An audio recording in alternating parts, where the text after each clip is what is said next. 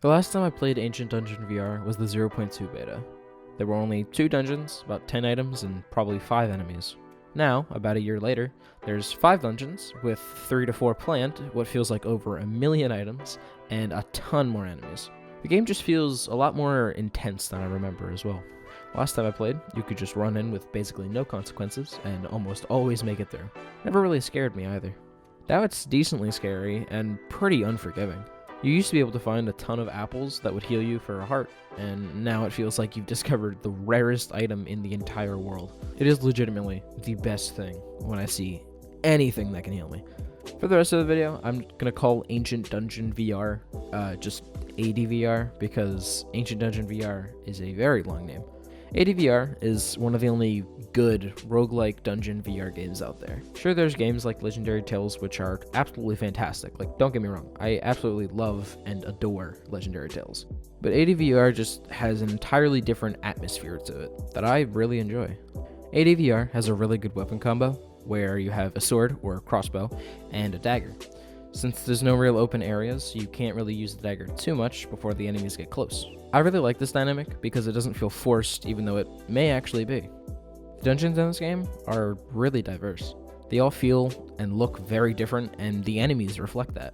As you play through the dungeons more and more, you actually see more and more enemies, both in quantity and type. This actually can make the game a little less boring while you wait for the next update.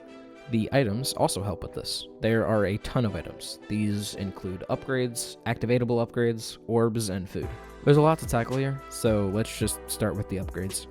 I don't know exactly how many there are, but I know there's at least 100 of them. They have 3 tiers as well. There are a lot of really cool upgrades, with each one affecting your playthrough by certain amounts. Some can be game-changing or just super helpful, like explosions where your dagger hits, or when you hit the ground, spikes come up.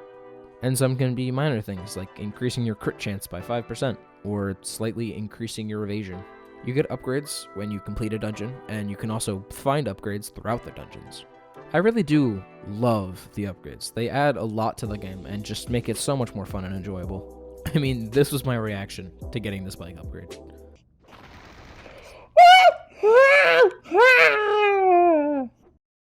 The activatable upgrades are a bit more special since they need kills to charge up, and you can choose when they activate.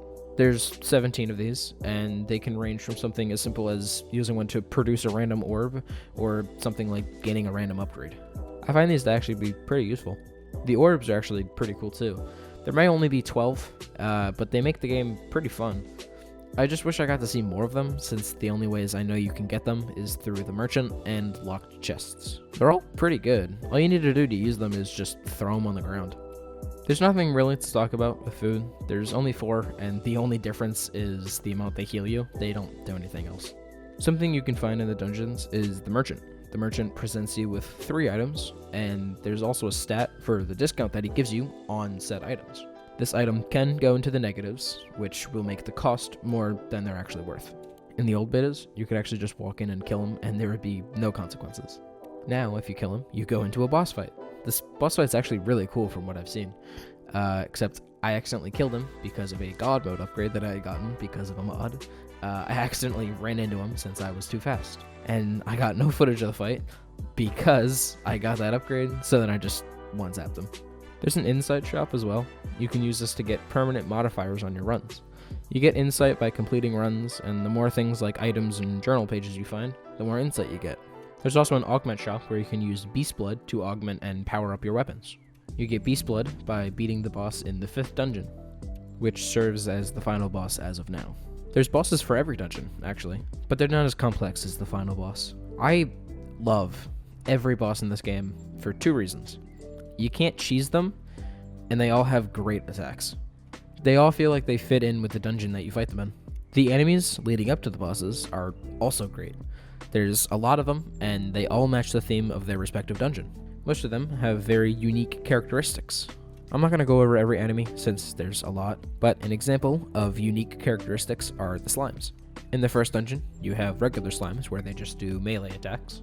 And then you have slimes where in the 4th dungeon, there's a slime that whenever it hits the ground, spikes come up. And that is just scratching the surface of the enemies and even just the variants of slimes.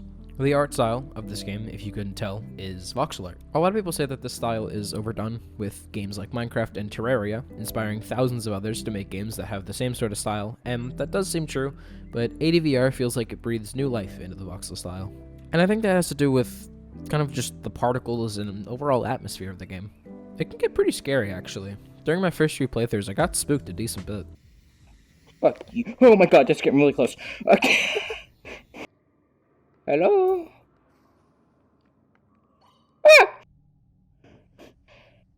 Whoa! No! No! No! No! Hello!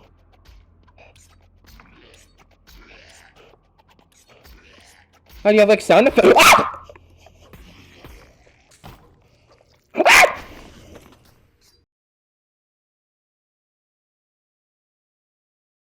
Now let's talk about something that is sometimes crucial to games: mods. Mods are a very big part to some games' success. I think ADVR has a decent bit coming from mods, but definitely not all of it. ADVR is an absolutely amazing game. It might honestly be the best VR dungeon crawler out there right now. Mods certainly enhance that, but even the vanilla game is really fun on repeat playthroughs. I haven't tested a whole bunch of mods, but the ones I really like are Magic Mod, Expanded Spectator, Emerald Relics, and Emerald Specialties. The Magic Mod gives you a few activatable items, like shooting lightning out from your hand. Expanded Spectator adds a mini-map to the Spectator Cam, which is a really nice addition, in my opinion, especially when recording or streaming. Emerald's Relics is a really cool mod with the developer actively working on updating it, and the updates add a lot. The mod also just contains a lot. Too much to condense into like one little sentence, so I'll just say that it adds a ton of items and also adds some floor variants. Emerald Specialties also adds a decent bit of stuff. Instead, this time, it allows you to change what weapons you hold while traveling through the dungeons. If you're interested in downloading mods, but don't exactly know how, there's a link to the ADVR Discord in the description. Once you're there, just click on the Mod Creations channel and look up for the mods you want. ADVR also has a New Game Plus mode, which is always something that people like to see.